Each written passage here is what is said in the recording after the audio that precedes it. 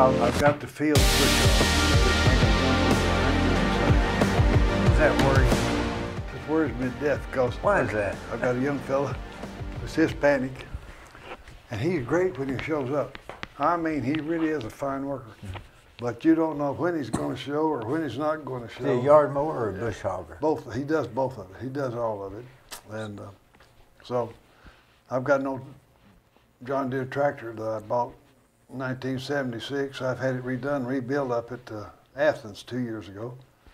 And an old 4-foot bush hog, and he gets out there and cuts it. And but keeping the equipment going is what. That's what farmers have problems That's with. right. Yeah. And when you're this time of year, they don't have time for you. Well, we can see you in 6 weeks, you know. Well, why did you even have to have it bush hogged? Why not just leave it? I don't want it to look good. I want it to be pretty. I'm thinking I'm going to try me an old farmer and see if he'd come and bush hog it and put it up. And hey, it's good. It's ryegrass. What have you normally done? Well, at first they just grew wild down there, and I'd have it cut once a year. But then I got a new bush hog for it, and we started cutting it 3 times a year. So we killed out all the briars and bad stuff. There was even wild asparagus growing in there. And so all there is ryegrass. Now it'd be pretty good hay, you know. Can you eat wild asparagus?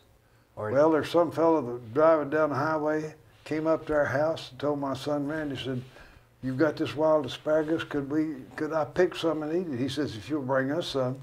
It's delicious, buddy. Is it just like regular asparagus? It's much better than regular asparagus. It's much more tender, got more taste. Because, you know, it's come straight out of the field instead of being shipped in. It's very good. How does it get there wild? I have no idea. And how he knew it was wild, I don't know. Yeah, how'd he know? I don't know. But somebody did, just driving down the highway. I like asparagus, but it has some after effects. It makes your urine, so it makes about 20% of the people's urine have a funny smell to it. Why 20? I'm one of the 20%. Well, I don't know, 20 or 30. Well, I was asked that many times when I was practicing, and I didn't know, but I've Googled it. And it's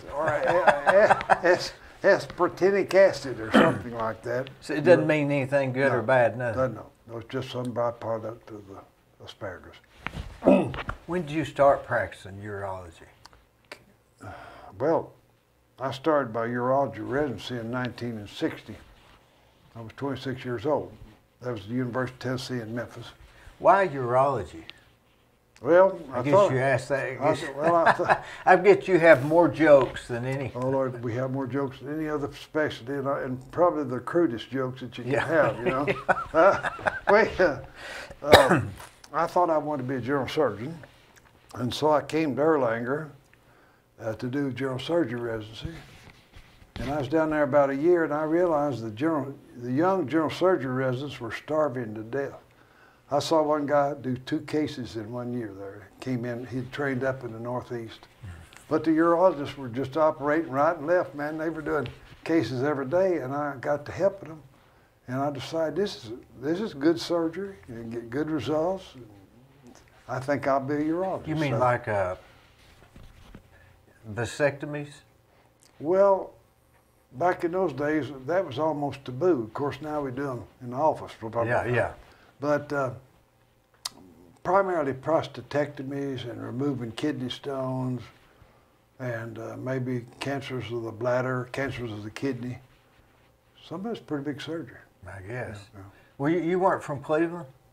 I was born as my old friend Bobby Bennett, Dr. Bobby Bennett used to say, I was born and reared in Bradley County. I was born on the farm up here where the country club is. You know, that is a dumb question because my uncle told me, I knew that. I knew he was from Cleveland. But did you know Jack Ornby? I played, if he's the one I'm thinking about. He's the one. He said he was a captain of the team, or you was captain of the team? I played basketball with Jack Ornby. He was a year ahead of me. And he was captain of the team in '51, and Hoyt Teague and I were co-captains in 1952. You and him were co-captains? Hoyt Teague and I.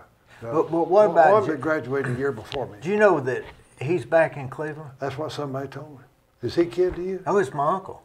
He's your uncle? That's my mother's brother, Jack Ornby. Then you're kin to the Hills. You're kin to Don Hill. Don Hill. Yeah, Don and what is her name? Anyway, Pearl. Gail and Don. Don was a great football Don player. was friends with Roy, my other uncle. Is that right? Yeah, Roy Ormby. And Well, Don Hill were like best buddies. There were really some fine athletes named Ormby. In the 1940 basketball team, the center, Watt Ormby, he made All-State. Watt Ormby, and he played that 40 and 41. But anyway, there were a lot of Ormbys who played during the early 40s. And What was Jack like? Jack was a good fella, really a nice person. He wasn't like me and my friends. He was a good person. He didn't cause trouble and get in trouble. He worked all the at time. Toby's. Yeah, I'd forgotten that, but he did. You remember him working at Toby's? Yes, I do. Does that seem like yesterday? Yes and no. You know, it really. You wonder where did all the time go, but yeah, I remember those early days. Was Jack pretty good? He was a good player. He was very good. He had a brother that played, that graduated the year before, Jim, I believe. So I'm talking. I said Roy. Jim was friends with Don Hill. Oh yeah, well, yeah, Jim and I competed for the center position. When I was a sophomore, I got to start sometimes, and he got to start sometimes. Now isn't that a small world? Yeah, it's a small world. And I used to Now buy what school was this? Bradley. There was only one high school. No, there's two high schools. There was Charleston and Bradley, you know. And you went to where in grammar school? First grade, I went up to Charleston, and I had a wonderful teacher up there, Miss Mary Emily Shelton. She had us memorize John 3:16 and gave us a little Bible thing. Can you imagine doing that today? Them allowing that to do that. They'd hang them. Today. They'd hang them. They'd hang them, but that's the most fundamental thing about the Christian religion. Yeah. What she had us do. Anyway, but for some reason, I think politics that we never figured out. My dad was principal up at Charleston and the basketball coach for 10 years and principal. He hired Tip Smith up there, gave me his first job, and Tip was a boys basketball coach and a football coach at Charleston. But then they transferred my dad to Bradley, and Tip was the principal at Bradley. That was in 41, 42. And Tip decided to go get his master's degree, and Dad was made the principal at Bradley High School during World War II. He was the principal from 42 to 46. Now Tip moved to Athens. I met him in Athens. Tip went up there Mayfield's heart got him hired as a basketball coach at Tennessee Western. And then he became the athletic director and brought in Buddy Kate, who coached basketball up there for some years. Buddy was a great basketball player for Bradley. First guy I ever saw dunk a basketball was Buddy Kate. He was about 6'6", and he played up at Western Kentucky. Now, how do you go from the guy in school that gets in trouble to being a doctor? I mean, what were you good in school, or was it just a? Well, I was thinking about this. I understand they had something for Bobby Scott last night, and Scott was in my class in high school. We played football together, same year. 42. 52. 52. I'm not that old. I'm pretty old. But Scott and old boy named Bill Bacon and I, we used to carouse around a little bit back in high school and college days. Scott wasn't always a damn angel either. He wasn't always as calm as they made him out to be down there Friday night, let me tell you. Yeah. Maybe I shouldn't tell this. Anyway, one night, I remember it was New Year's. Bacon and Scott and I were at the old place called Curly's on the corner down there. And we were drinking beer, and we were trying to spell out our initials, CK, with beer bottles, and then BS, Bobby Scott, and then BB, Bill Bacon. And Yeah. I got in trouble when I got home that night, let me tell you. But anyway, I guess we settled down, you know. But we weren't always angels, but... But what happened? I mean, you don't just accidentally go to medical school. Well, I had two uncles and a bunch of cousins that were dentists, and I thought that I didn't know what I was going to be. It's another interesting tale. everybody wanted to be an engineer back when I was in high school. So I asked my dad, what do different engineers do in chemical and civil? Well, civil engineers build bridges and roads and all that. So that summer, a bunch of us, we dug ditches for the city of Cleveland. My dad was paying me 50 cents an hour up on the farm, and you're getting paid $1.25 to dig ditches down here for the city of Cleveland. Mm-hmm. And there's a bunch of high school boys in that outfit. So they were building the new, well, it was a new hospital in 1952, and they were building a new hospital, and this Earl Gillen says, well, Kyle, aren't you going to be an engineer? I said, yeah, I'm thinking about it. He says, well, they're surveying the water lines for the new hospital. Why don't you go out there with some other guy you name and help them? So we went out there, and we were having a heat wave. Temperatures about 100 to 102 every day. So we went out there, and we would hold a stick for this guys down there doing all this stuff, you know.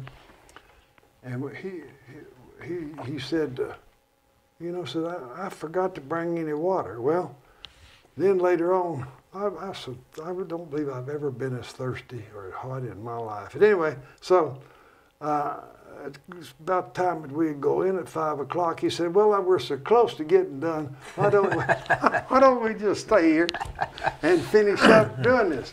So we stayed another 2 hours. And finally he said, boy, I really am thirsty. You reckon they got any water up at that hospital? And so we went up there, these guys working on the roof, they said, well, they put in the water fountains 2 days ago, but I don't think they've hooked them up, but you can go try. So we went in. I've been over that water faucet, and the best cold drink of water I've ever had in my life. And as I was drinking that water, I said, I don't know what I'm going to be, but I sure as hell ain't going to be no damn civil engineer, you know. So, but anyway, so I decided I'd go to dental school. And, so, did you have the grades for it? Yeah, I made pretty good grades. I did. I made good. Did you study? Not in high school. But you were. When I got in college, I had to study. Yeah. It was another still. I was over at Tennessee Tech on a basketball scholarship. This boy named Whitey was from Nashville, and I'd been there about a week, and I was talking to him. I said, "Man, I don't understand." He says, Kyle, you're not in Bradley High School anymore. He said, you go get you a clipboard and some notebook paper and put it in that clipboard, and you take notes of everything that guy says. And he was talking about a biology teacher. He says, Dr. Pennebaker, if you'll just write it down and learn what he says. So I learned to study really there over my first year. Did you really, you didn't fool around much, it was business then? No, we fooled around a lot. We fooled around, but anyway, I studied enough to make good enough grades to get in med school, yeah. Well, that was hard to get into at that time, wasn't it, or was it easier? Would it be easier to get into it today? I believe it's easier to get into it today.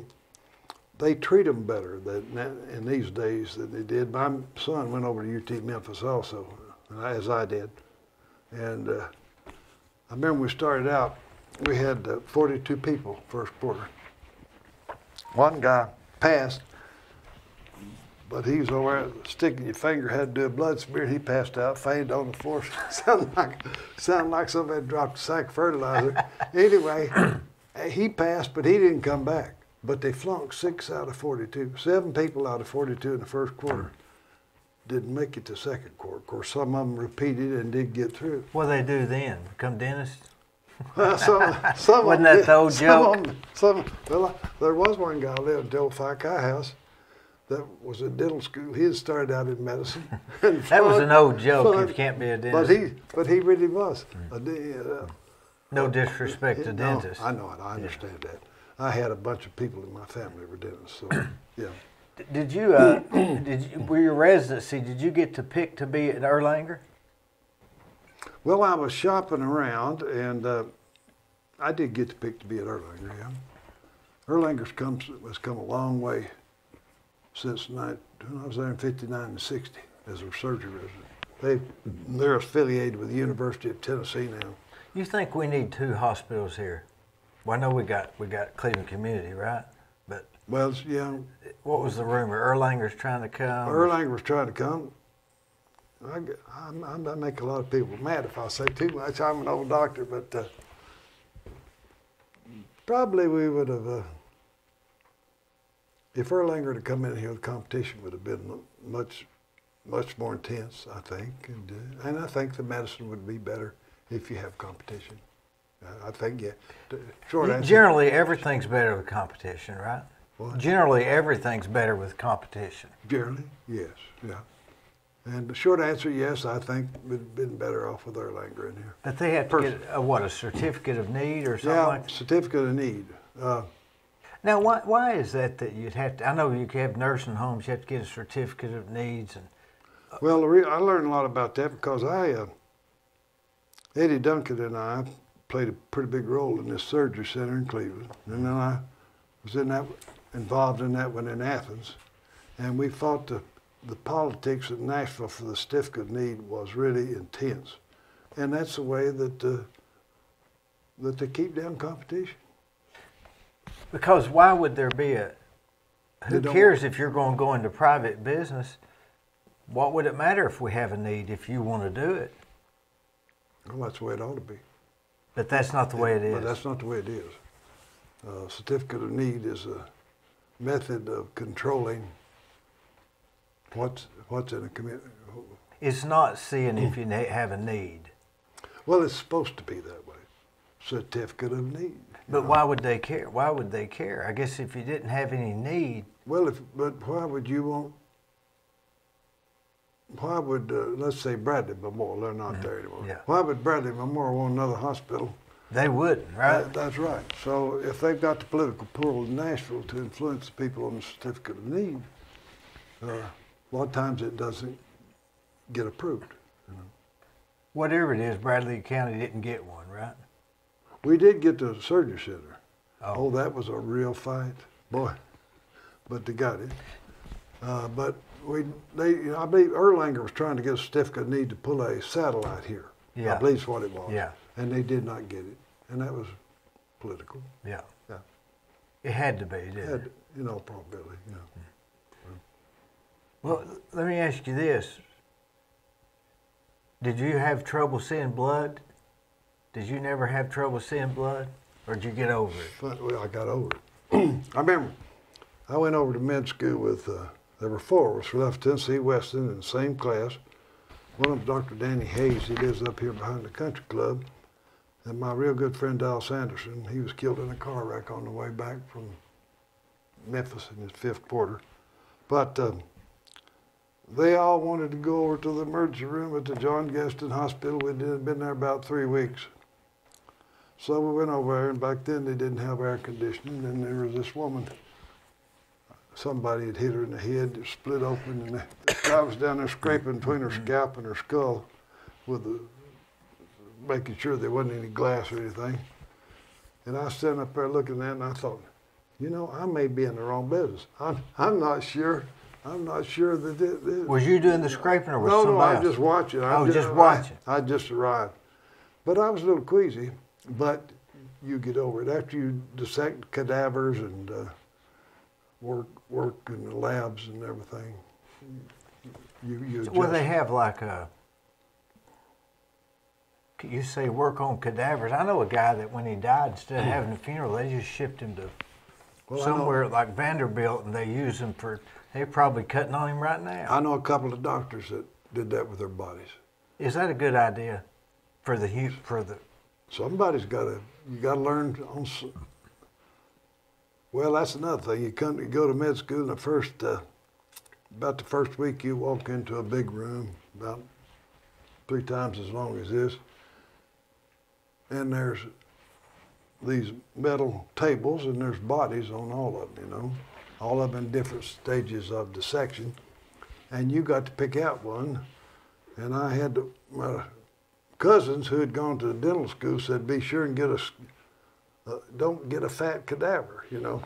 So we picked out a big muscular guy, and back then, when my first cousin went to med school, was up at Knoxville, Bill Gardner, they had anatomy for 9 months. on the cadaver, dissecting out the cadaver.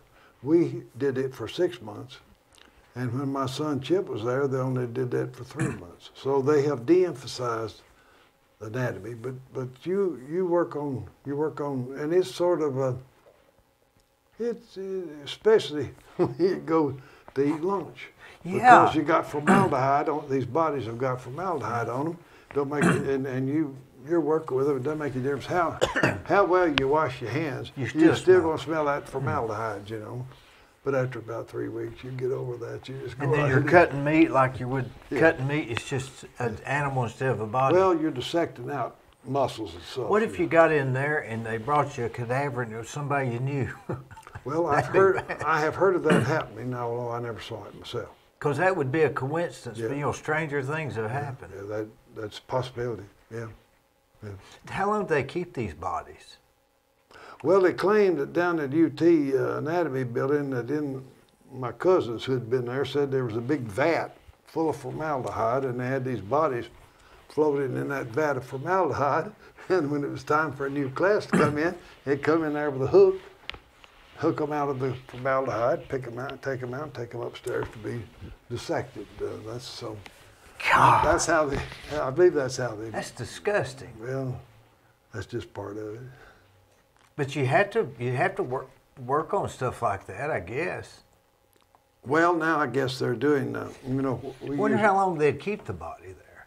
Yeah, I guess you mean, 20 years. Probably keep it there forever if it's floating in formaldehyde. What's formaldehyde? Formaldehyde's a preservative. It's strong. You know. What does it actually do?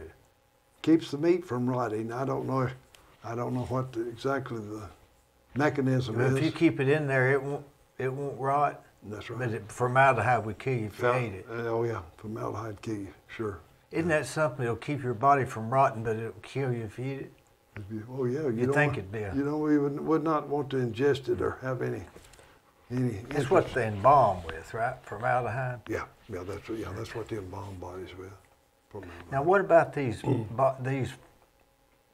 body farms where they go and put the bodies out in the field and watch them? Well, the only place I've ever seen that was up at University of Tennessee at Knoxville. My oldest son Chip used to go over there. He's a radiologist now. I believe it was Dr. Bass was the fellow that was head of that department up there. And really, well, I guess it's sort of like, you know, it is forensic pathology. Forensic pathology, to see what happens to bodies with different periods of time, so that when you find a body, you can estimate the time of death and how long ago that happened. I wonder if this is, I'm sure it's fenced in. Yeah, it was. I wonder how many acres. It didn't look much bigger than maybe twice the size of this room, you know. Oh, so it wasn't like they had a... No, they had 3 or 4 bodies out there. Oh, yeah. I pictured it. They just had them in all different stages, laying around, documenting. But no, it wasn't that way. I only saw it one time. So the body farm would just be a size of this room, maybe. Yeah. Or that was the way I remember it. I only drove by it, looked in, my wife and I, and went on. You know. So. Did you when you went to Erlanger, how come you didn't just stay there? They didn't have a urology residency. That's pretty specialized. You've got to go to a center. I mean, something like a university to do that. Excuse me. Where'd you go? I went back to Memphis. Went to med school. When you decided, hey, this is what I'm gonna do. Well, I applied to Oxford Clinic and went down to Grady and I applied at UT. Of course, I'd done my internship at UT, Memphis. And Oshner said, well, go on to do your service time and then come on by here in 2 years. And I got a call from Dr. Sam Raines. He was president. He became president of the American Urological Association. He says, Costas, I've had a fellow that's been drafted in the Army and I've got a vacancy. He says, you can start in June. That's all. I wasn't really ready. I thought I needed to go get some money somewhere, but anyway, I took it. And that was just the residency. That was the residency. And in Memphis. He was head of the urology department at the University of Tennessee, Memphis. Yeah. Boy, that would still be an unusual. You knew that at the time that was where more the money was, right? I didn't know that it was so much the money, but I knew that they weren't that they had something to do, that they weren't just sitting around twiddling their thumbs, that there was a need. Because the general practitioners, there were so many of them? Well, just for general surgeons, which I first thought about doing. Another thing I thought about doing was ear, nose, and throat, and they tried to get me to stay in Memphis after I'd finished my internship. They said, we'll let you start the residency and you'll be out in 2 years. If you wait another year, you're going to have to go do a year of surgery. They were making it longer. And I really thought about it. I'd probably been better off financially if I'd have done that. But anyway, I liked the general surgery type thing, and urology was very much like general surgery, except, you know, more. You did both. You did both, yeah. Yeah. What year? 1963? 1963, yeah. I was -2. You were -2 at that time? Yeah. Well, that shows you how old I am. And me too. And how young you are. Yeah. Does it bother you getting older? Yeah. Everything, nothing works anymore. But anyway. You think there's a hereafter? Well, you're getting deep now. Yes, I do. I do. You think it's what we've been taught, God in heaven? Well, my people were, my mother's people were very religious, and I was brought up in the church, and I hope so. And I think so. It's got to be something, right? Well, maybe not. Maybe we're just like dogs and cats. We just die, you know, and that's the end of us. But we would have to say all of this is an accident, All right? is an accident, and just by accident we happen to be on this planet, you know? Yeah, there's got to be a higher power. Well, I think so. I've had so many close calls with death. Well, you have had it. I remember one of them when you were supposed to be dead. Yeah, down to Erlanger. I was in there for 2 months and 10 days. And I turned the tractor over when I was 17 and jumped off of it with about 1 second. I don't know. I don't understand how I accomplished that, but I knew it was going, and I jumped, and the wheel just turned the tractor completely upside down. The opposite wheel hit me in the back, knocked the breath out of me, and then I turned this way and took the one machine blade in the left side. So, what did it do? Just scrape you or what? Oh, it stuck some places that deep in my shoulder. What'd you say? Arm and What'd back. you say? Well, my breath was knocked out of me from that wind. From that, I just able to crawl over to the ground and lie down till I got my breath back. There was no boy named Joe Lay that was there with me. He came running over. Kyle, are you hurt? Are you hurt? I couldn't even talk to him for a little while, you know. But anyway. Tell me more about that. Who is this Joe Lay? Joe Lay, well, there was Lay 5 and 10 cent store. Was that Ken and Ed's? First cousins, I believe. I believe they're first cousins. They had the 5 and 10 cent store. They had stores down in Georgia and a few some in North Carolina here. They were like the precursor to Walmart, weren't they? Yeah, they were. Yeah, yeah. They were in the Cleveland Mall, I remember. They were in the mall, yeah. They had Cokes for 8 cents. Did they? Well, it was... They were little bitty Cokes. You know, fountain Cokes. Oh. 8 cents. 8 cents. I don't know if it was a lost leader or what, but... Well, I remember the Cokes were 10 cents when I was 10. I barely remember 5, but you get it. But that was a canned Coke, right? Yeah, yeah, and mostly bottles in those days. Where did you buy them at on that end of town? Well, probably there was a little old country store there where Bellefound is, and you could go over there, go to that little place and get them. You know? Was it on the corner? Yeah. Was there a church there? Where the church is now? On the opposite side from the church. In the hole? Well, as you start up that road, it used to be there. Oh. I believe the people named Haney, I believe, had owned that store. And you can go up to Boland's store up at Charleston. Bowes? Boland. Is it still there? No. There were two brothers. They had a store in Charleston. And the other one was over in Calhoun. No. What's there where their places were? You know where the old part of town in Charleston is, the old Highway 11? The Baptist church has taken over most of that property.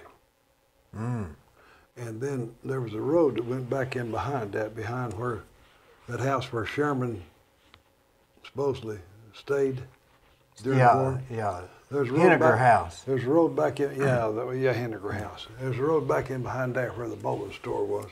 Yeah. So was that the main road then? That was the main drag, yeah. That was Market Street. That was Market Street, yeah. And I remember when they were built, I guess right for about the time I started first grade, they started building that road, which is still where it is. You know, it still says you can still drive down that road. It's got the speed humps on it now. Yeah, yeah. But that was the main. Did it stay? Was it pretty well the same way until it got there, and then they went to the left? Yes, that was it. That was the main. So all the way from. That was I believe. I have been told that the first concrete highway was Highway 11, built there in McMinn County, from Athens to Charleston. There, I don't know. Well, you know, when you turn off the road, when you turn off Highway 11, there's a stretch there. That road is concrete. Market Street, it's concrete for about 200 feet. You're talking about that old road? Yeah. Yeah. Wonder why it was concrete. I don't know. But it's been concrete forever. Yeah, it always has. Yeah. I think it's built about 1911, I don't 12 something. I'm not sure about that. Did you start Tri-State Urology? Tri-State Urology, is that what they call it now? I thought they called it Tennessee Valley. Tennessee Valley, yeah. Tennessee Valley. Yeah. Yeah, I did. I came back here and I was the only urologist in Cleveland. And what did they do before then? they sent them to Chattanooga. Well, they did have a fellow here for a time named Dr. Barton, but he had died. And so anyway, I came back here. I remember one of the urologists in Chattanooga told me, well, you might make $1,000 a year if you go there. Anyway, I didn't know how to make a living. And after about 2 years, I didn't know whether I thought they were going to work me to death. You know, I was just working. What did most people come for at that time? Well, they'd come for kidney stones. I remember one week, about my first 6 months here, I did 4 kidney stones operations, and I thought, golly, what have I gotten into here? I can't believe this. Yeah. This is a stone belt. East Tennessee, Western North Carolina. That's generally where people get a lot of stones here. Limestone water, they think. Oh, so that is what kidney stones are. Well, they think most kidney stones are calcium oxalate. I was always told that it was from drinking iced tea. Well, that's oxalated tea. They said don't drink tea, and what else was it? Anyway, don't eat candies and chocolate because of oxalates. Now I don't know what the thing that does the most good probably is to force fluids every day. Drink lots of liquids. Mm-hmm. They say if you drink 3,000 cc's of some kind of liquid every day, that it cuts way down on the incidence of kidney stones. How many is 3,000? Well, what's 200? Old lay down's glass, which you don't see anymore, was 240 cc's. There's say 3. That'd be about 12 glasses a day of some type of liquid, you know. But if you drink coffee, it's a diuretic. Yeah, but it's still liquid. Still liquid, yeah. So it really doesn't matter as long as it's got water in it. That's what. Because that keeps it mixed up and doesn't settle. Keeps it dilute. You hope to keep it dilute. Yes. Mm-hmm. Yeah. Excrete a lot of urine. So if you go out somewhere where they don't have a lot of calcium oxide, do they have a whole lot less? Well, they supposedly have a lot less stones, say, out in the West than we do here in the southeastern United States. I was listening to some guy at a meeting one time. He was English, And he was saying that, talking about liquids and stones, that when the British were fighting Rommel in the desert out there, where they couldn't get water and everything, said the incidence of kidney stones increased about 3 times, which is interesting. You know, yeah, you know. That's proof, isn't it? Well, that's certainly suggestive. Yeah. That's an old doctor trick, right? That's an old doctor trick. That's called evasion. There. Evasion, yeah. Yeah. Hey, these doctors could teach these politicians a few lessons, couldn't they? An evasion. I don't know. Yeah, I guess they could. Some of them are very smooth talking these days. You know. Where was you married when you started? What year did you start Tennessee Valley? Well, What'd you call it then? We called it Dr. Kyle. That's what we called it. Who's we? And then John Bryan, the guy that I trained with, had gone to Murfreesboro. And I went over and looked at Murfreesboro, and I probably made a mistake by not going over there with him. But anyway, he was in Murfreesboro, and I was in Cleveland, and we would talk back and forth over cases and what we'd handle this, and what do you operate on that, and what do you think about how would you handle this situation? So we had stayed in close contact, and we were residents together for 3 years. We started and finished at the same time in Memphis. And so he had been, I guess we'd been here about 6 years. And he had a fella come from Memphis and go and practice with him. Now, I'd been on call, and he had been on call day and night and every weekend for 6 years. That was a killer. I had a chance to go to Knoxville. If I had any sense, I would have. But anyway. So you was on call every day and every night for 6 years. In Memphis? Here. Here. After I came here in 1963. But Brian had this fella in with him over there in Murfreesboro, and he'd been there about 6 weeks. He came into his office and says, "John, I'm leaving. I'm going back to Memphis." And anyway, his wife was Greek Orthodox. He says, "We don't have a Greek Orthodox church here, and my wife's not happy, and we're leaving and going back to Memphis." Brian called me up. He says, "You still want a partner?" I said, "Do I ever, you know?" He said, "Well, I'm not going back to being on call every day and every night after having somebody and being all, getting off every other weekend and every other night." So he came over and joined me. So there's Dr. Kyle and Brian, and then we brought in Steve Jackson later on. So it was Kyle, Which Brian. is still there, right? Yeah, it's Kyle, Brian, and Jackson. That's what we call it. Well, Brian and I retired. Jackson brought in McIntyre. They changed it to Tennessee Valley Urology. They moved from close to the hospital and built this building up here where they are now, and called it Tennessee Valley Urology. So it was not always Tennessee Valley Urology. It was Kyle, Brown, and Jackson. But it's the same thing that you actually started. It's interesting. I came back in 1963, and I was at my friend's house. I called the operator, told her what I was going to do. I'm going to open a practice. I need to get a phone number. She says, "Well, we'll just give you a phone." This says 23201. I said, "What?"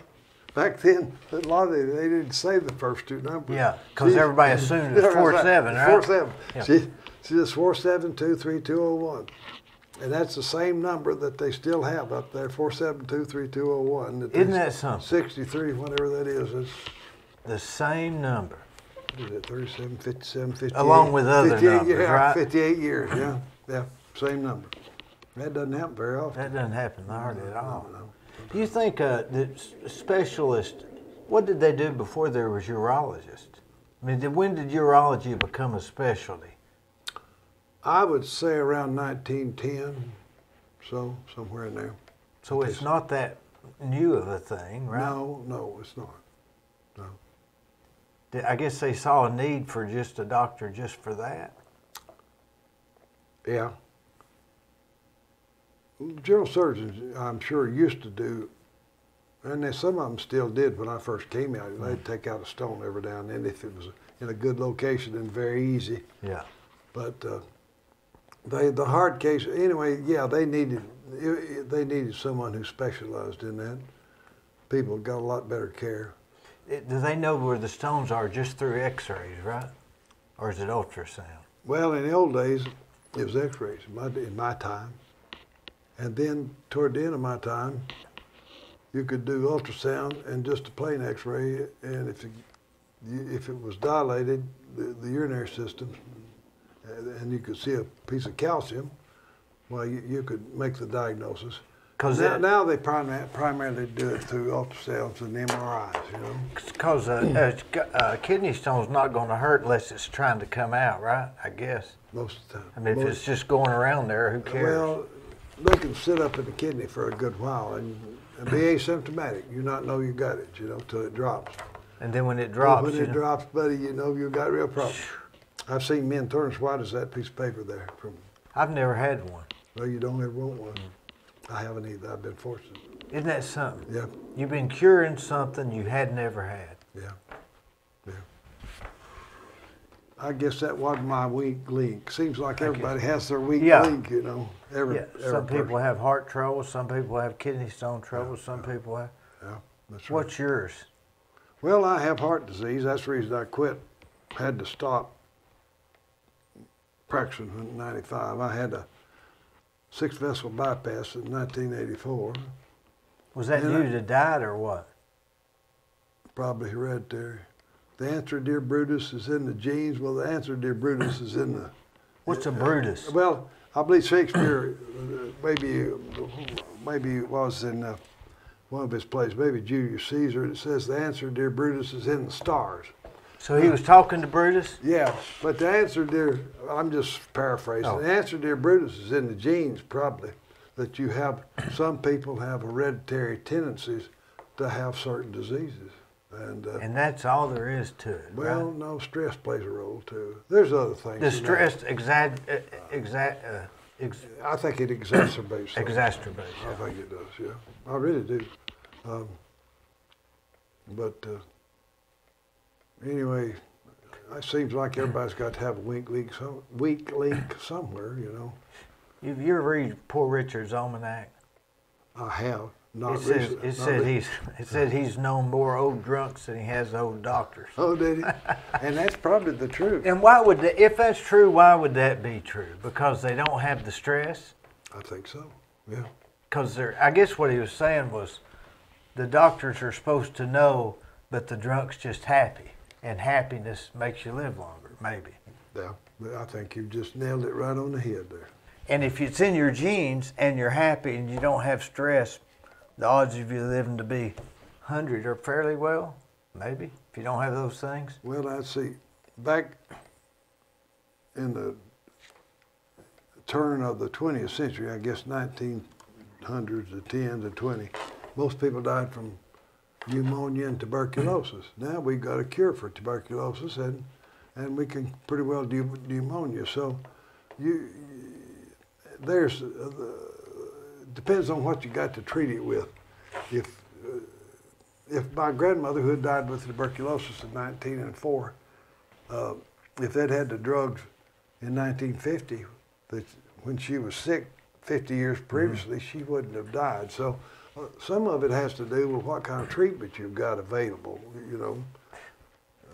And we can't say that we've found everything, because now we got this whole new thing of COVID. Well, a new disease appeared with AIDS. AIDS? Now you got a new disease with COVID. So, is there other new diseases? There will probably be, don't you think? Or do they just define them? I think they're just finding them. I don't know whether... I mean, define them. Do they just claim it's a disease? You know, they were saying AIDS came from green monkeys over in Africa or something like that, you know? Mm-hmm. And maybe COVID comes from a lab in China or God who knows where, you know? But all these people before there were not sick with AIDS or COVID. This has to be sort of a new disease, I think. Now that's just... And maybe it's a new disease because people are living longer. Something's going to get you. You got to die with something, unfortunately. And it's just like Alzheimer's. Now you're seeing all this Alzheimer's. I think it's because people died so much earlier that they didn't live long enough to get Alzheimer's until now. So if they found a cure for Alzheimer's, then then and people start living to be 120, there'll be something else that kills them when they get that old, that we've solved Alzheimer's. Of course, Alzheimer's doesn't kill you, does it? Yeah, eventually. But it's a slow process till you finally get so sick that you don't know to eat or drink or anything, you know. So that's the problem. You just don't know to do it. Yeah. It's my understanding, yeah. Well, unfortunately, I guess it's like the Bible says somewhere in there, you know, you're going to die. It says you live to be 120, right? Something like that. Well, at one time they did, didn't they? I think it says a man's life is no longer than something. 3 score and 10, I believe. 3 score and 10. Yeah. I don't know what that meant. 3 scores. 7. It scores 20, so that means 70 years. I read somewhere, I don't know why I was Googling something, Moses lived to be 120, they said. Mm-hmm. Methuselah lived to be 900 and something years old. Yeah. But according to the Bible, man's lifetime has shortened considerably over If you could live to be 900, you wouldn't be much count, would you? If I could live to be 900 and healthy, I'd be wonderful. But if I could live to be 900 and be the way I am now with a walking stick and hobbling around, no, that wouldn't be much count. Now, when you that night that I heard that you were rushed to the hospital and you were dying, you had an aneurysm. What was it? Stomach aneurysm? I had a ruptured splenic artery aneurysm. That's rare. That's as rare as hen's teeth almost. 1% of your aneurysms that rupture are splenic artery. Hens don't have teeth, right? That's right. That's what. So that's very, very rare. In fact, when I was a resident over Memphis, I'd see these calcified splenic artery aneurysms, and I'd say, well, we better get a vascular surgeon. And the older guy says, splenic artery aneurysms never rupture. You don't need to see. You don't have to do anything about that. Well, I believed that till mine ruptured. Of course, I didn't know I had one till it ruptured. You know. So. What do you remember? What's the last thing you remember before you had it? Well, that was the night that we were having a board meeting at the Southern Heritage Bank. You're on the board there, and right? I was on the board, and they asked me. Let's see, Duncan asked me to make a talk. Brief, and I did make a brief talk, and I was headed home. I thought, boy, I'm gonna go home. I'm gonna have me a drink, you know.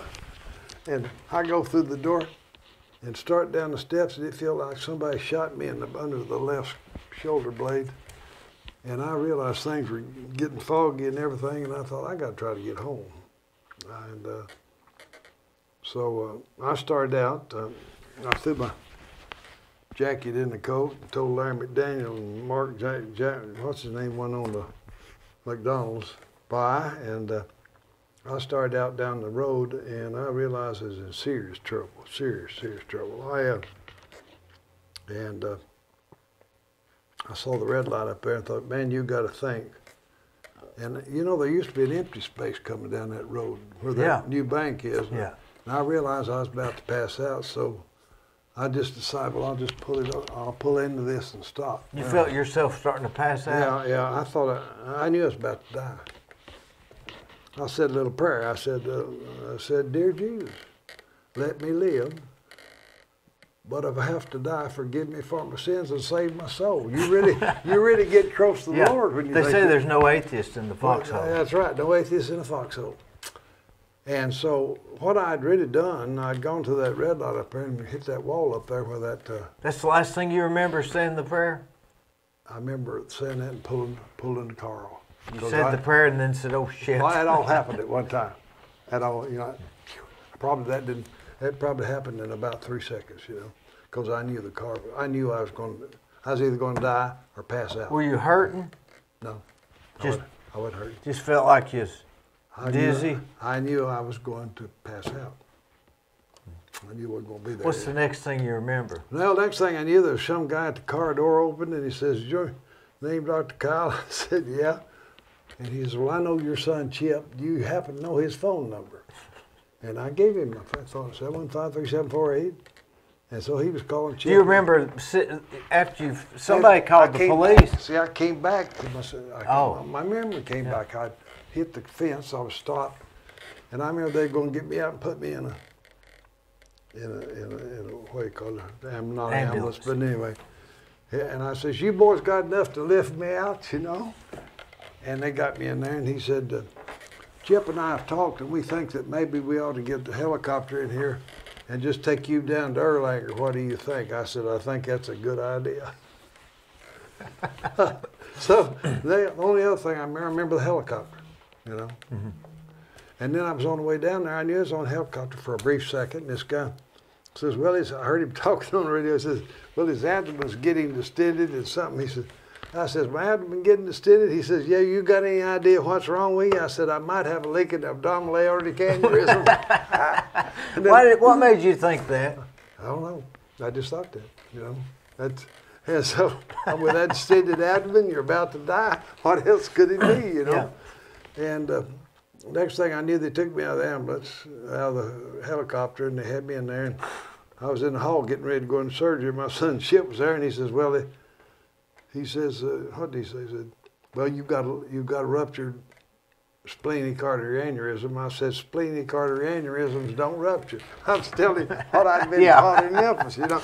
He says, you ought to see your CT scan if you don't believe that. So anyway, that's about the last So you was there how long? 2 months? 2 months and 10 days. Golly. You don't want to be in the hospital 2 months and 10 days. Were you going crazy? Would you watch TV? Of course, you were about to die, right? Well, yeah, I didn't know anything for about 6 weeks. They had me on a ventilator, I think, respirator for all that period of time. Mm-hmm. I've still got trouble. You hear how raspy my voice is, and I get choked and strangled very easily because it damaged my vocal cords having that tube down for 6 weeks, you know. My wife told me that she came and talked to me and whispered in my ear because she'd heard it subconsciously, and I do think that one time I heard her talk to me, one time. But anyway. What are we talking? We're talking about being. Did you ever have any after death experiences or anything? I did not. I did not. But anyway, I know what I was going to say. So, the first thing I knew it was night, and the light. I could see the light on street light out there, and I knew I was in a hospital room. And I said, "Marion, are you there?" And she said, "Oh, Marion, are you here?" She says, "I'm not here, over there." Well, I thought it was the same night I'd come into the hospital. I thought they'd operated on me, and I was waking up from surgery that night they'd operated on me. But it had been 6 weeks. 6 weeks. But seemed like just. I didn't know anything about it during that period of time, you know, except maybe she did whisper in my ear one time. Maybe death's like that too. I have thought that. I've wondered.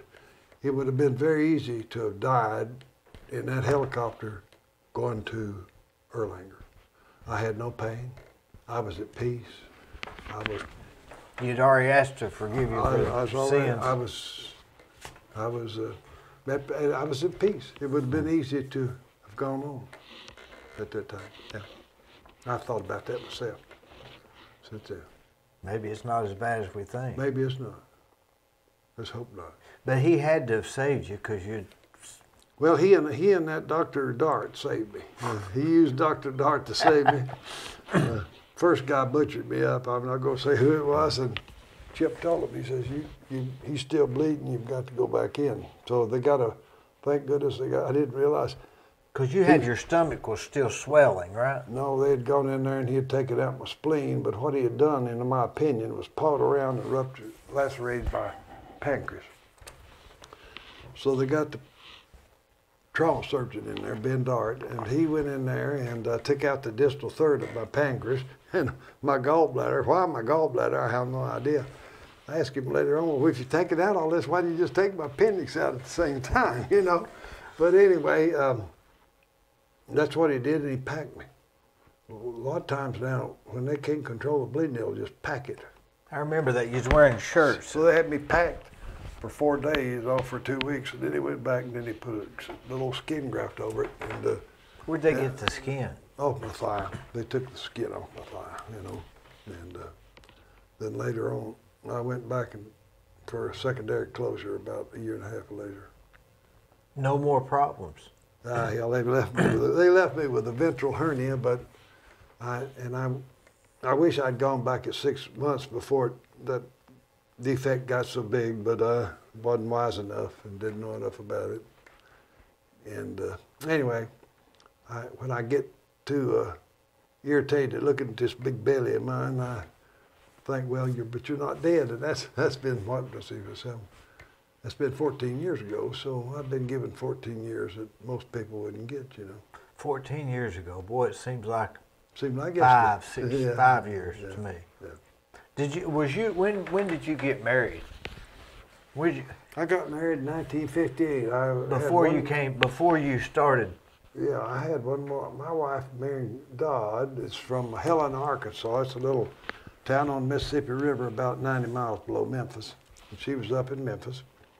And so we got married in March of 1950. Was she going to school there?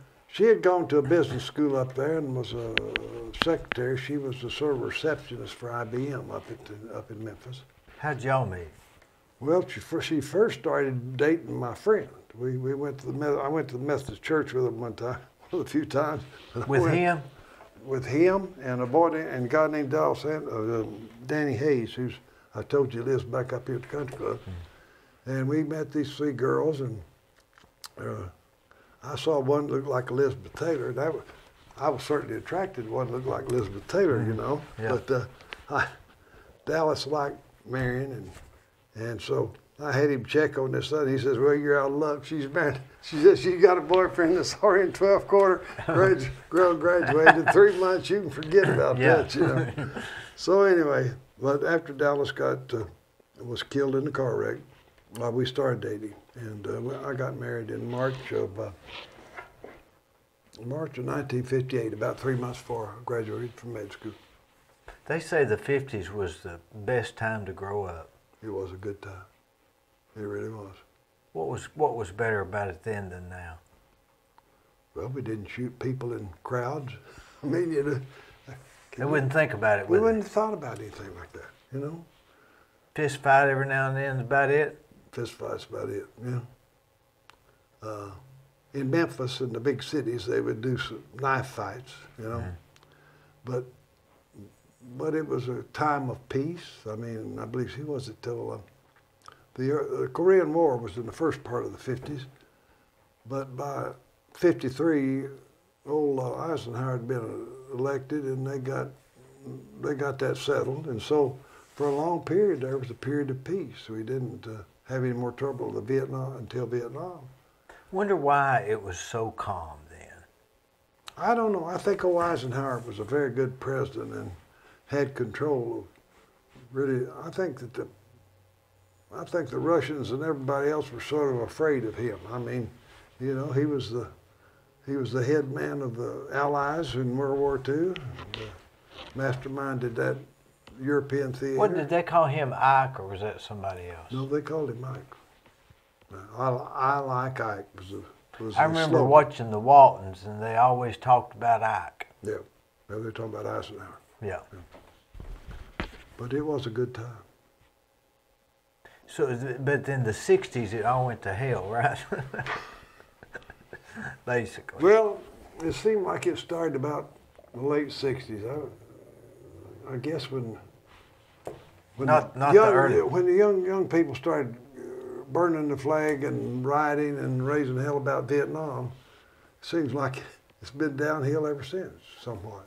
It really has, hasn't it? Yeah. Because the people that were at your age in the 50s, they wouldn't have thought about burning the flag, right? No, that's a sacrilege. Don't touch the ground. It wasn't. That's right. I remember you can't let it touch the ground. Remember that? Touch the ground. That's right. Had to fold it a certain way. You had to fold it a certain way. You took it down at sundown, and every sundown. They'd go outside and pull them.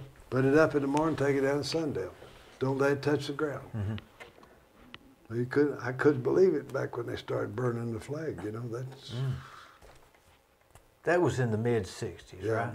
I think it was, yeah. All because of the Vietnam War, I guess. Yeah, that had a big role, seemed to be I believe, the factor that really... Reckon it was Nixon just... It wasn't Nixon now. Didn't Nixon... I believe it was just getting started with, what's his name, Kennedy. And then it got real bad with Johnson. Johnson kept telling us we're going to do this, we're going to do that, and we'll, you know. And he really didn't do nothing, right? Well, he wouldn't turn. like old Goldwater said, either get all the way in or get all the way out. I mean, old Senator Brock told Dr. Lowe one time, says, "Oh, we know how to end this war." Said, you mine the harbors and you blow up the railroads, but they were afraid if they did that Russia would come into it. Or that's what they said. So anyway, we didn't do what it took to end the war. What was the difference between presidents up to that time till presidents later? It's almost like they were more, I don't know, just different, weren't they? Prior to the early 60s. Yeah, they, I believe maybe it's now that the presidents listen to their, what people are reading, the feelings of the people. Like, I'm groping for whatever the word is, but anyway, that they're out there, they're trying to please the people too much. The masses. That's it. They're trying to please the masses instead of doing what's best for the country. Yeah, that's. But how could they get elected if they don't do that, I guess, right? Yeah, I guess that's right. Maybe back in the old days, there's some men who would rather be right than be president, you know? I guess. Maybe that's it. Yeah. If I can't win this way, If I can't do it if I can't do it this way, I just won't do it. I won't do it, you know? Maybe. Maybe that's it. That may have been a good bit of the difference. And nowadays it's, well, if you can't get in, I can't do nothing anyway, so I'll give them whatever, I'll give them whatever they want. So you got what, 3 kids? I have 3 sons, yeah. Chip, Randy, and Mark. Chip, Randy, and Mark, yeah. That's a house full, isn't it? Well, it was at one time. They all gone now? Yeah, well, Randy is helping take care of Marion and me, probably keeping us out of assisted living. Randy was an All-American swimmer at the University of Tennessee. Broke his hand. He was an All-American at UT, but broke his hand about 1 week before the NC2A's his senior year, and missed 6 weeks of training. Got in the last 6 weeks and missed making the 1984 Olympics by 4/10 of a second. Is that right? That's how much he missed it by. And, well, that would have. That was tough, boy. But anyway, and Randy, he was a student coach up there for a year. Then he went to school for a year. So after 6 years, he got him a degree in psychology, and then he finally got him a degree in nursing down at UTC. And Mark is the youngest one, got a degree in finance at UTC and accounting at Tennessee Wesleyan. And he's a tax auditor. And then Chip, of course, went to UT Memphis to med school. So, what do you mean tax auditor? Well, he does, somewhere or other they check to see if people are, well, there's all kinds of tax auditors, you know, but this one, what he does is make sure that the people pay their state tax, like when you buy something. Apparently some big businesses just forget to report the tax. State tax. Sales, that's it, sales tax, Not IRS auditor. No, he's not IRS. Yeah. Did you ever get audited by the IRS? Oh, Lord. No. But I had an accountant, and we made a mistake, and we didn't put something down. So for 3 years, I've been sending them more money over this, and I finally sent them everything that they say that I need to see, and so hopefully that I have this all taken care of. But no, I've never had a real official. So you're talking about recently? I'm talking about recently, in the last 3 years, you know, Four. I've been audited. It's bad. That's what I've heard. Bad. They say if they ever get on you, they'll audit you for 2 or 3 years in a row. Well, I ended up getting a refund. Oh, did you? Yeah, so I don't think they'll be back. Oh, they won't bother you anymore. That's right, yeah. Poor Dr. It was bad, though. They go through everything. Everything. That's what I heard. I mean, everything. Poor Dr. Heron got audited. They said, didn't they audit him for 3 more years after that, you know? Every year they've been checking. Well, I got a $3,393 refund after they audited. They were here 7 weeks. Boy. So, you don't know if you're doing something wrong. You try to do it right, but you don't know if, I'm not a CPA or accountant. I don't know what to. You don't know how to do the taxes? No, I don't know. I don't know how to do the taxes either. I mean, you know. But I guess that's no excuse, maybe. When you were as a doctor, did you have somebody in the office do everything? Was you oblivious to the business side, or was you active in the day-to-day operations? I was active some. I didn't go in there and check every day and see how many patients we had and how much money we made or anything like that. But I would sort of see where we were at the end of the month, you know. I would say I was mildly active in the business part of it. Were you just all day long just so busy with seeing patients that you didn't even have to? You ain't got time for that other stuff, the business part of it. Or I didn't, anyway.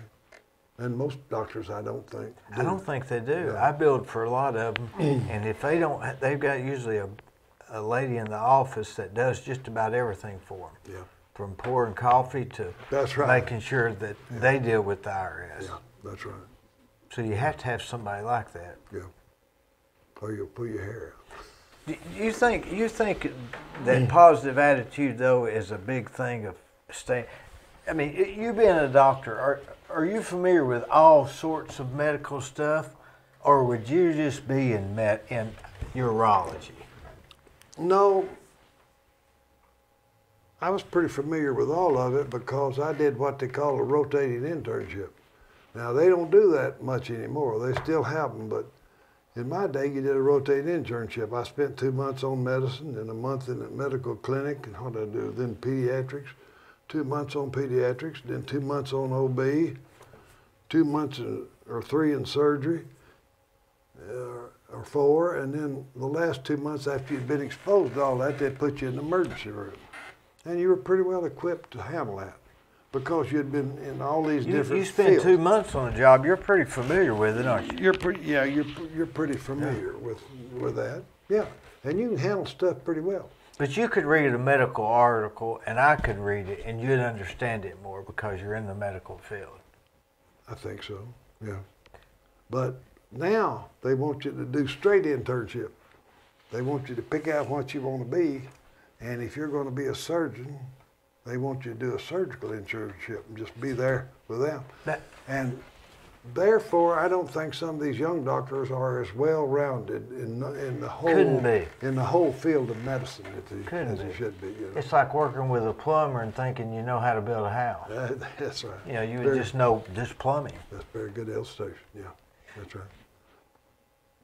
It doesn't make much sense. But this specializing in specific things seems like that would be almost a negative instead of just... Well, you're at some disadvantage of being able to understand everything that's going on with a patient if they have something outside your field. I've got a granddaughter that's a doctor out there, and she's done now 2 months of emergency room residency. Now she's doing 2 months of a pediatric emergency room residency. Chip's daughter. She's going to have to go to a big city somewhere. I mean, if you're a pediatric emergency room specialist, there'd have to be a big town to need pretty good big town. Of course, I keep telling her, I said, you need to come look at T.C. Thompson. You know, So an emergency room just for pediatrics. Yeah, and I think Chattanooga's got one. So T.C. Thompson, I think's got a pediatric emergency room. So if you was an adult and you had an emergency, they'd say, "No, sorry, we only take pediatrics." They take you to Erlanger or Park Ridge or East Ridge. In the helicopter. Most of these helicopters go into Erlanger, and I don't know whether they go into Memorial or not. I would imagine they do. Do you study much up on these artificial intelligence? Not a lot. I've got a phone that's like a computer, and when I misplace it, I absolutely almost have a heart attack because it's got my retirement in there. It's got all telephone. Must have 500 telephone numbers that I've saved over the years. But so I know how I have most people, a lot of people that are my age, they haven't even tried to do a computer or. or any of that. I can tell some people say, "Oh, I heard about so and so. You talking so? Where do I find it on YouTube?" They say, "Oh, I don't know how to do that." That's right. That's what they say. And it's too easy. Yeah. It's too easy to do it to not know how to do it. Well, at least I know how to do some of it. Yeah. Yeah. You're pretty good at it, actually. I know some of it. Yeah. You know, but. Do you think our phones? When will they put them in our bodies? I don't know. You know, it makes me think of, you're not old enough to remember, but Dick Tracy, right after World War II, they had a two-way radio. They had a watch with a two-way radio, and they talked to each other and all that. Well, he was 50 years ahead of his time, but that's what this little telephone lets you do. You know, call anybody anywhere in the world now if you want to. And you've got artificial hearts, artificial limbs. Yeah, yeah. So when will they be able to just have an artificial person and maybe download your? I don't know. Download your personality into. Well, clone you and put your brain in there. Yeah. I don't know. You're getting in deep stuff. Think about that. You're getting in deep stuff, Dee. Think about that. If they could clone a sheep, they could clone me. They could clone you.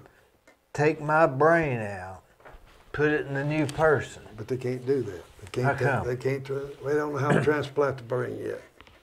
They can't transplant the brain? Is that the only the organ they can't? Well, now I've been out of this a long time, but the first thing they transplanted was kidneys in twins, identical twins. They did that back when I was in med school, 1957. That was a big thing. And they had to have medicine afterwards? Well, no, because they were identical twins. So what did it work? They worked because there wasn't any immunological. That was state of the art. That was state of the art. And DeBakey came through there in about 57. He was a big hot shot down in Houston, Texas. And he had done the first aortic aneurysm replacement with a graft. And everybody, all the doctors in Memphis had come to hear him. And of course, as many of us med students as could get in, we did too. Now that was state of the art, but look how far they've come since. Well, you had it on your leg to your stomach. I even glossed over it because it's so common. Well, yeah. They've been doing that probably since 1930s, you know. Skin graft. So what part can they not move? Can you have a fake stomach? You know, you can reattach fingers and hands now, but I don't. What about? I guess the intestines. What about? And the brain, is my thinking.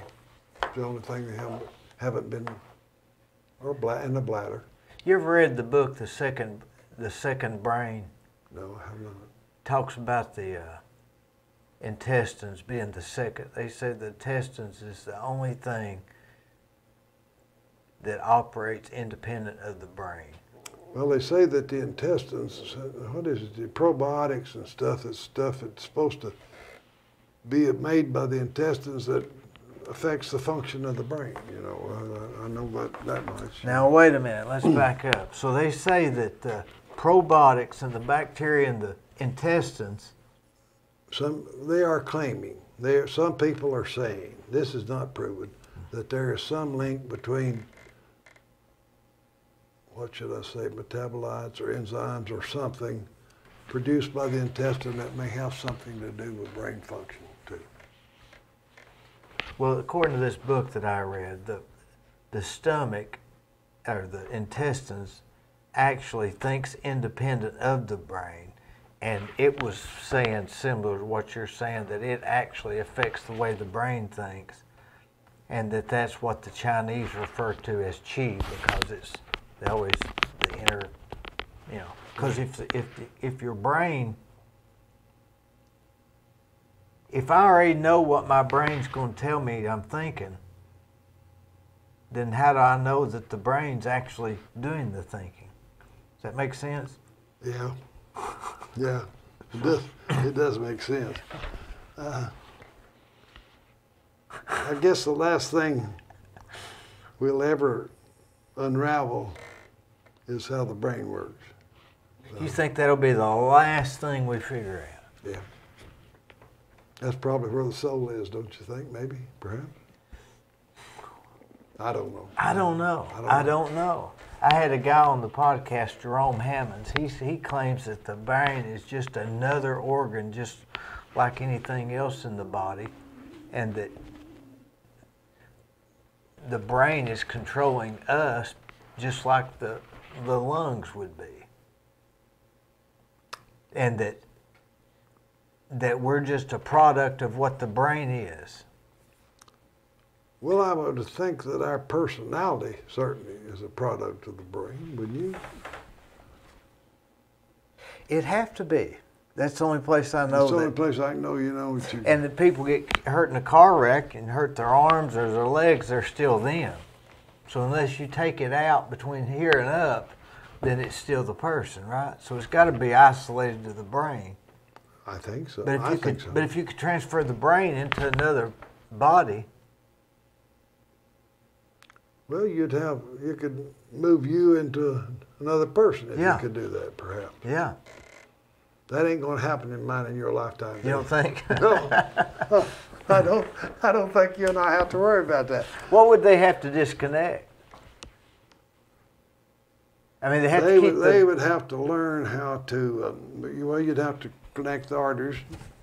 You have to keep them. You have to keep the arteries going to the brain, so you'd have to reconnect these arteries, and then somewhere or other you would have to reconnect your spinal cord to their spine. The new spinal cord to the one that's got the brain. And there's the problem. There's the problem. Because then you get into spinal cord injuries and everything. And you can't do that. So far, we've never been. You can't do anything about that thus far. Why is that? Too intricate? Yeah. Yeah. It's like, I guess it's sort of like cutting a pipe in two, you know. I cut a telephone wire one time building a building. The dozer man cut it. And I mean, it were wires. There's no way you could get these wires back together. Yeah. So I would say that is more difficult than that. Getting the function from the brain down to the spinal cord would be in my opinion, the most difficult part, you know. If not, you'd be like Darth Vader. They moved his head, I think. Well, the way But they may figure it out, right? They might. Who knows? I mean, but that's. But now that's different than artificial intelligence. Yeah. Artificial intelligence would be like just putting the phone in your body, or having a screen up here where you can see it. Yeah. Yeah. Boy, that's deep. Do you wish you had another 100 years to see this stuff happen? If I could be healthy. Oh, yes, if I could be healthy. But if I was old and tottery and worn out, no. What does your normal day look like now? Well, I don't know. It seems like there's something all the time.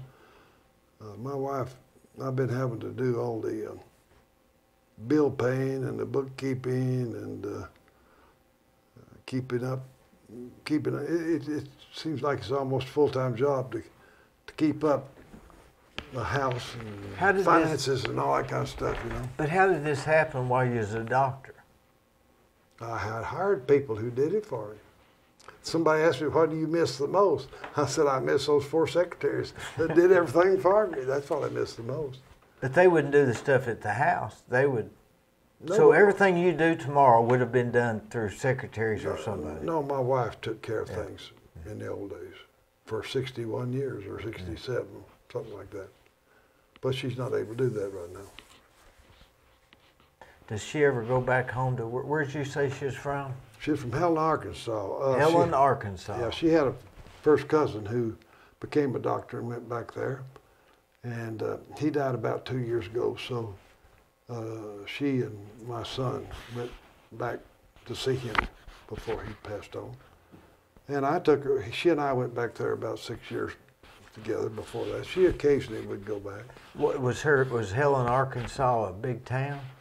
Well, there's a place called Helena and West Helena, and they're small towns. They'd remind me sort of like Athens and Etowah, maybe, or something like that. You know? So if somebody tells you to go Helen back, you know it. You go to Helena, Arkansas. That's right. That's right.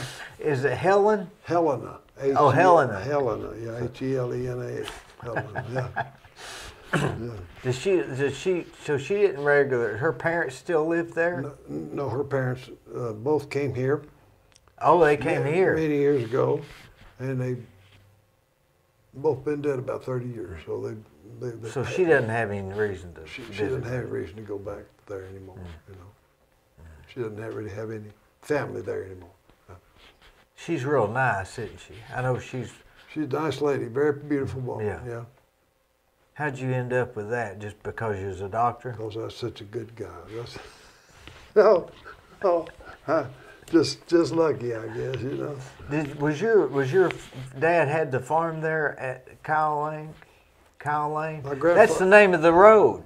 My grandfather bought that land. I was down at the courthouse one time, years and years ago, and I decided, well, I'll go. I saw these big old books over there. So I decided I'd go back over, and I got to look in there, the most beautiful handwriting you've ever seen. Anyway, I think he and my grandmother got married. His first wife had died, and got married about 1885. And he bought that land then shortly thereafter. He paid said according to this book, he paid $5 an acre for it. How many acres at the time? I think he bought about 380 or something like that. My mother and father had bought some little farms around them. But anyway, he bought that, and he bought it for the lumber on it. He was a sawmiller. So he bought it there to... $1,500. Well, $5 an acre, whatever that is, times... Yeah, about $1,500. Yeah. And so he had 3 sons, and one of them was a superintendent of school. Arthur Kyle died at 32, was buried over at Tasso, as are my grandparents. And he was superintendent of schools here in Bradley County when he died. And then Daddy's brother was a postmaster and the register of deeds, I believe, down at the courthouse. And he died in 1926 at 36. So Daddy was the only one left. And he bought his sisters out and took the farm. And he and my mother, they were sort of older when they got married. My daddy was, well, they got married in 1932. He was born in 1892. He was almost 40 years old when he got married. And he had been a coach and a teacher up at different places all around here and up at Elizabeth. And they put him in the Hall of Fame up there in Elizabeth. And he took Elizabeth to the state tournament, girls, 28, 29, and 30, and they won it in 29, state tournament. What's significant about Elizabeth? I don't know, but he loved it. But he came back here because the farm was here and his brothers were gone. And then he bought them out? Or he bought them out before he went? No, I guess I said, anyway, then he bought them out. And so he and my mother were there, and they started the dairy, and he was a... 300-acre dairy farm? About 380. By the time he died in 1965, he was 1955. He was 63 years old, just barely, and I believe they had 580 acres by that time. But that started out from your grandfather. Started out with my grandfather buying it for... In 1895. About 1895, yeah. He paid $1,500 for it, 300 acres. Why did he, just for the timber? He bought it for the timber. Did he cut? That's why there's not many trees out there today, isn't there, I guess? Yeah, probably, yeah. Because everybody's had it bush hogged since. Yeah, yeah, yeah. So here it is 126 years later? 126 years later, his grandson. Hard to believe, isn't it? He was born in 1852. He was born in 1852. He was born in 1852. My dad was born in 1892. He was born in 1852. Yeah, right as, I'm wrong. He was born in 1862. The Civil War was just starting, 1862. In 1862, he was born. Yeah. And he bought this 300 acres, and his grandson, right? is sitting with me, who still has how many acres? Well, when I had an airplane, I put it all my wife's name. So anyway, we've got 25 acres left out there. Why when you had an airplane? Oh, I got no 182 and I rebuilt it. I spilled a fortune on that thing. I got my pilot's license. And when was this? Got my instrument rating. Oh, Lord, I bought that airplane. I was old. 5'9" Charlie Kilo. I was 59 years old when I bought that airplane. 5'9" Charlie Kilo. 5'9" Charlie Kilo. You got these identification codes, you know, when you're talking to the tower. So what was yours? Mine was 5'9" Charlie Kilo, 5'9" CK. I was 59 years old when I bought that. What possessed you to do that? Well, we went up to Alaska on a trip, and we were flying around to, what is that big mountains up there? They called it Mount McKinley. Is that where John Denver died? But they've changed, no. They called it Mount McKinley after the president, but then they changed it to Denali now, I think, so they put the Indian word back on it. But anyway, we were up around this twin-engine plane. It's got flying about far from here, that wall around there. I'm looking at the snow as we go around the top of it. And I don't know, when I was a little boy, I used to be sort of fascinated with airplanes, so I thought, well, I believe I could do this. So I went up to Athens. Nancy Daly from here was the head of the airport up there, and she got me to flying. Was you just having a midlife crisis or what? It must have been something like that. No, I just wanted to, I don't know, I wanted to try to see if I could do it. So you got your pilot license and got a plane? I got a pilot license, bought a plane, and got an instrument rating. What's the hardest thing I ever did was go through med school. Second hardest thing was getting an instrument rating. You got to learn all kind of stuff about airplanes and communication and DORs, and now you got GPSs, you know. But you can't have people flying up around here that don't know what they're doing, right? That's the idea. That's the idea of all this stuff, yeah. So you became a pilot? I did, yeah. And did you have a hangar at the Cleveland airport? Yeah, what was I? Back in the day? Yeah, I did. I forgot what that guy's was that ran it for so long. Nell was his wife's name, but anyway, I rented a hangar from him, had my plane in there. How much was the hangar? $75 a month, I believe it was. These poor guys out here at this new airport, I bet they're paying 10 times that much. How much did the plane, so it was a twin engine plane? No, it was a Cessna 182, one engine. What does that mean? Well, it's a Cessna. So it didn't have the propellers on it? Oh, it had propellers, but it's just a one engine plane. There's a Cessna 152, a 172, a 182, and a 206. How many could fit in your Cessna? Just four people. Were they sitting like this? Not that bad. Not that bad. You can sit like that, yeah. What about, what's that guy, Dr. Visor? Doesn't he have one? He does. And What's he have? He did back then. He used to have a Cherokee, a low wing plane. Mine was high wing, you know, where the wings are up on the top. That's what I had. Why'd you have a high wing instead of a low wing? Well, they say a Cessna is a very forgiving airplane, and I felt like an old man like me needed a very forgiving airplane.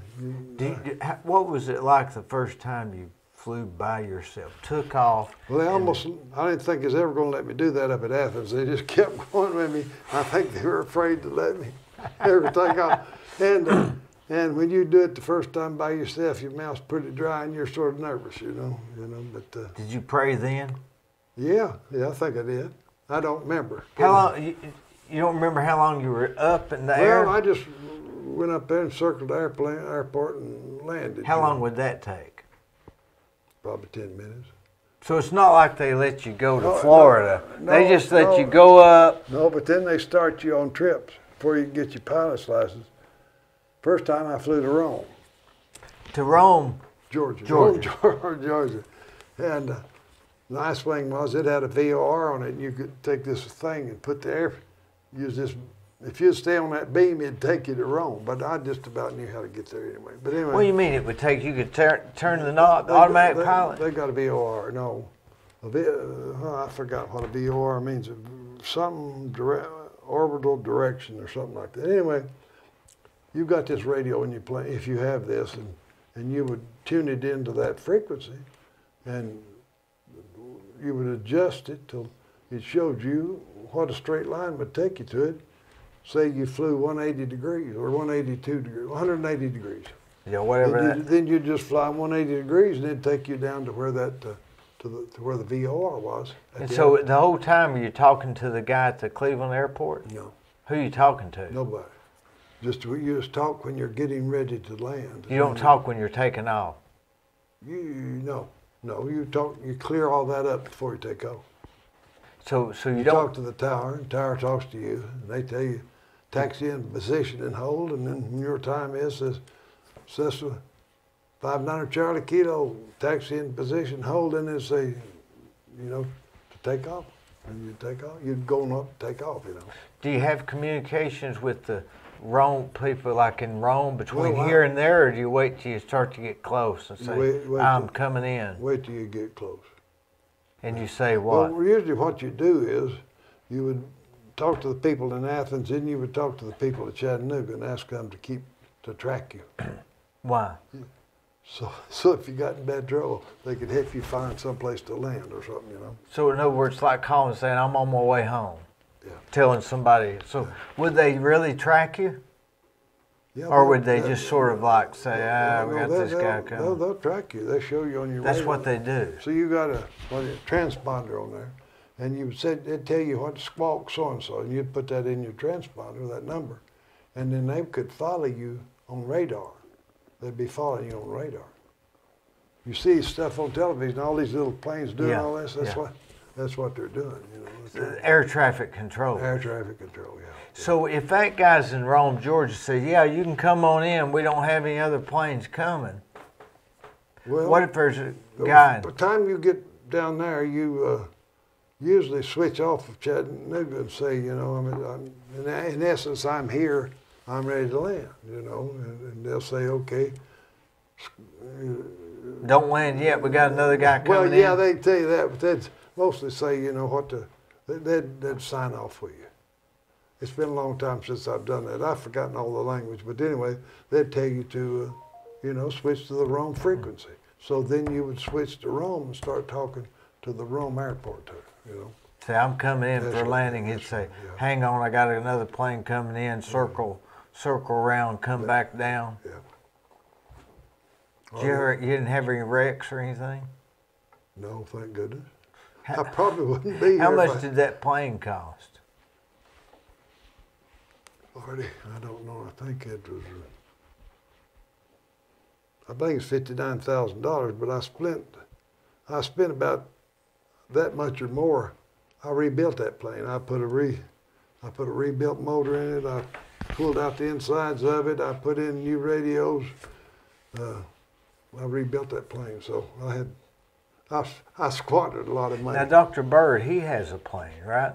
Yeah, he's got one of these, or he did, but was saved the other day by they hit an big airliner, and that plane that hit them, they hit anyway.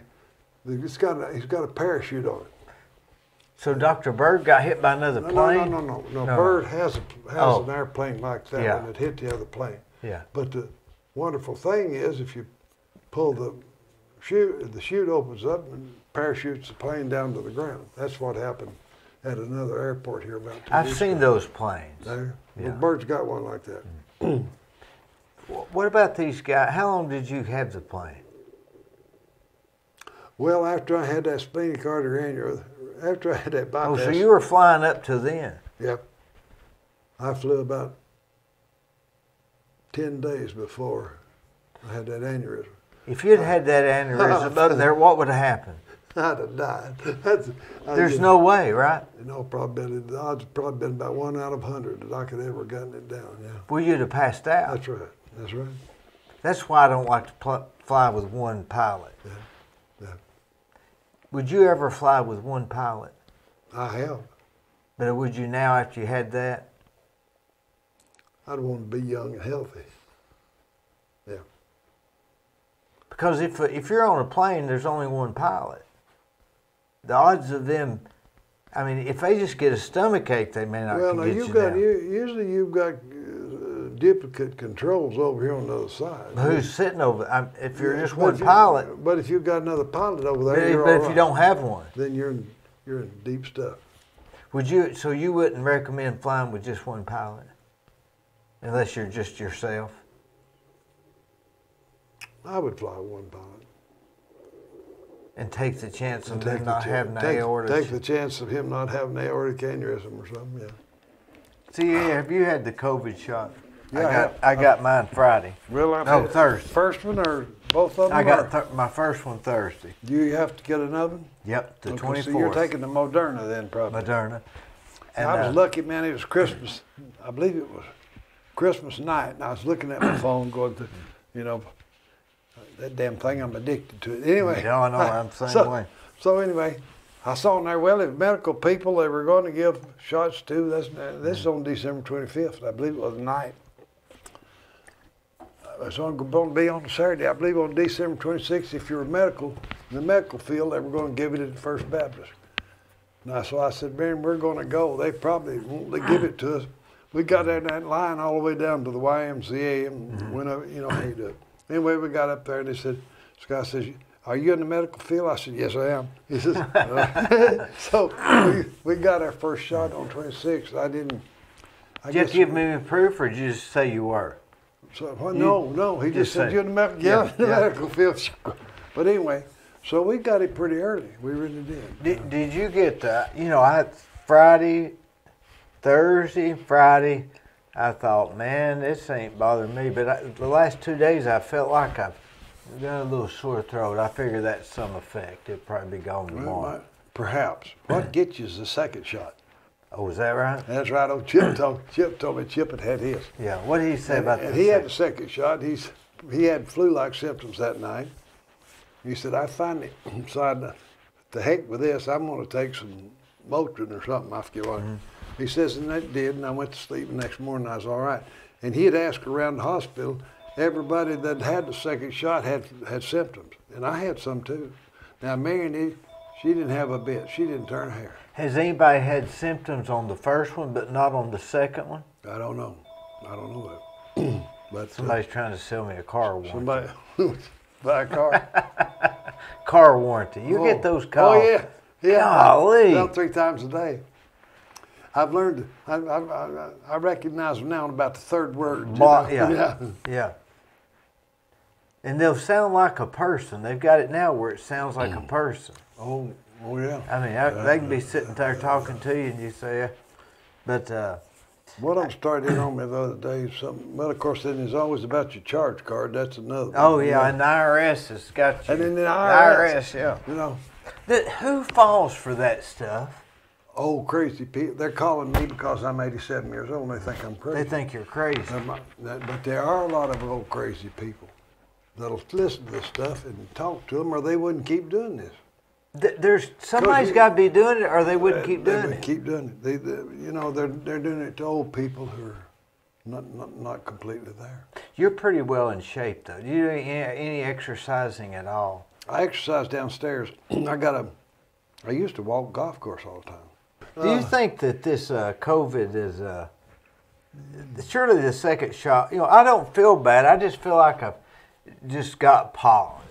Like it's kind of like and that may be what it is. Well, it could be that, but. I'm a hypochondriac. If I see somebody limping, I start limping. You start limping like him? Well. I met this guy one time, and he won the lottery.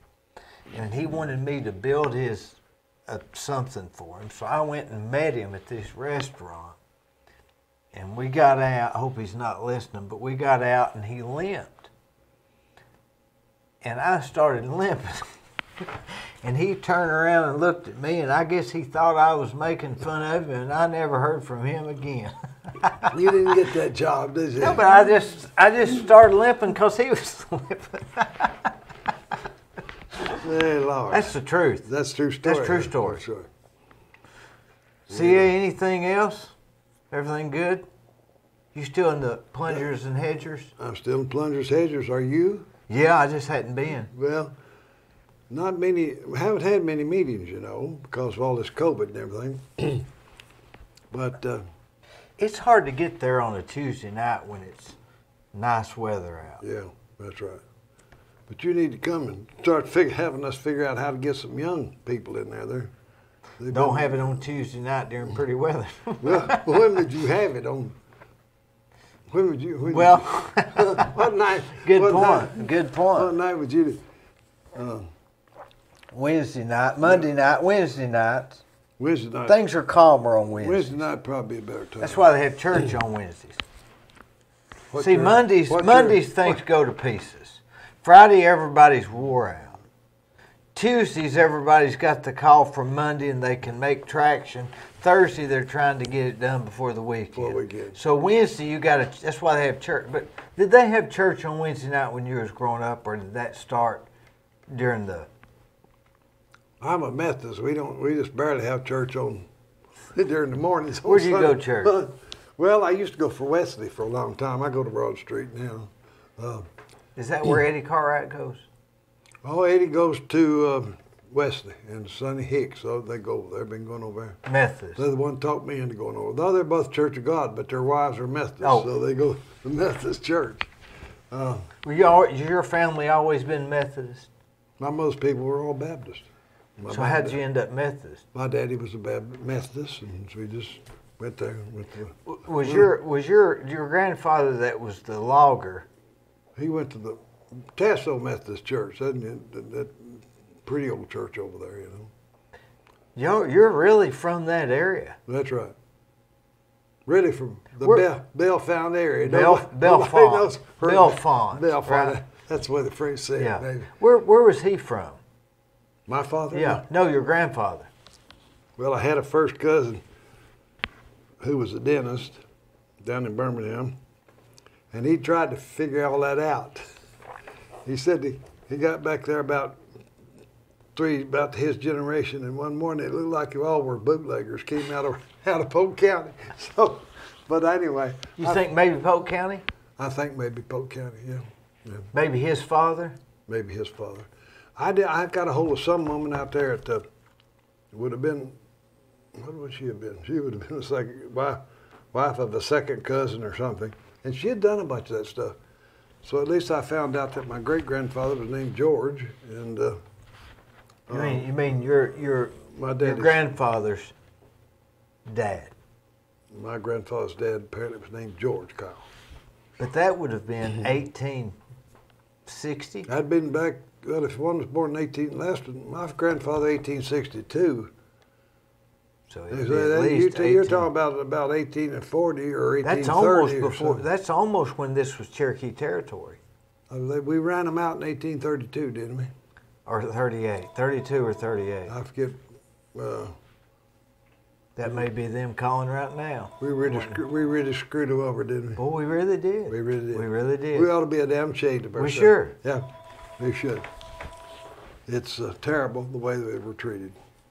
You want to give it back? Yeah. Yeah. I sold most of it, so yeah. No, I gave mine to my grandsons. How many you got? I mean, I gave mine to my sons. I'm sorry, my sons. Yeah. How many grandkids you got? I have 4. I have really 5. And the 5th one I was sent to college, and I didn't know about the 5th one for many years. Right? Yeah. How many years? 11. Didn't know about her for about 11 years. But anyway.